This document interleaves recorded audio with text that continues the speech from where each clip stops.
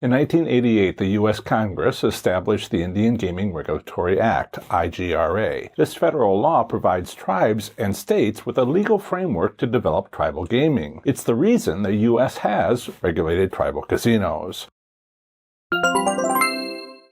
American Indian cultures have always included gambling. Before the IGRA and a driving force behind establishing it, tribes began to generate gaming revenue and profit. This tribal gaming mostly began with tribes opening community bingo halls. However, swift growth led to abuses. When states began lobbying the U.S. Congress to regulate tribal gaming, and after more than a few compromises, the IGRA was born. President Ronald Reagan signed it into law on October 18, 1988. The intentions of this federal law are to regulate tribal gaming, protect it as a means of generating revenue, encourage economic development of the tribes, and protect against negative influences such as organized crime. The U.S. Constitution gives the federal government the right to interact with American Indian tribes. However, 1913 and 1988 U.S. Supreme Court decisions provided additional clarity, which also helped lead to enacting the IGRA. However, what establishes that a tribal community is in fact a tribe? Who decides?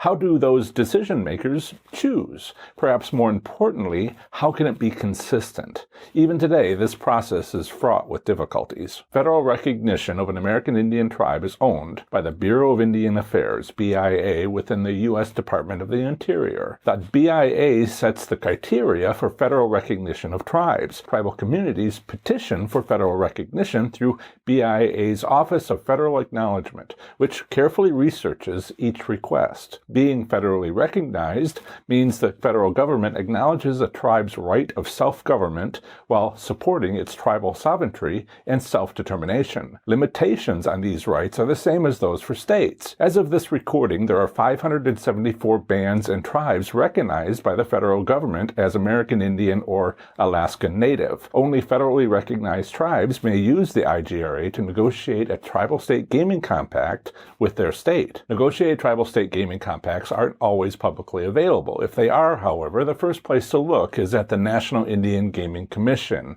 NIGC. The IGRA of 1988 established the NIGC to regulate the tribal gaming industry. The NIGC website has a link to the Bureau of Indian Affairs Tribal Compact database at the U.S. Department of the Interior. This searchable database has more than just compacts, also providing numerous other related documents by year, state, and tribe. State gaming commissions often exist even when there are no commercial casinos, just tribal casinos, in a state. Sometimes a state creates a state gaming commission as just another way to provide oversight as a service or in partnership with the tribes. In the next video, I go over the basics of state tribal gaming compacts and who actually operates a tribal casino. I'll see you there.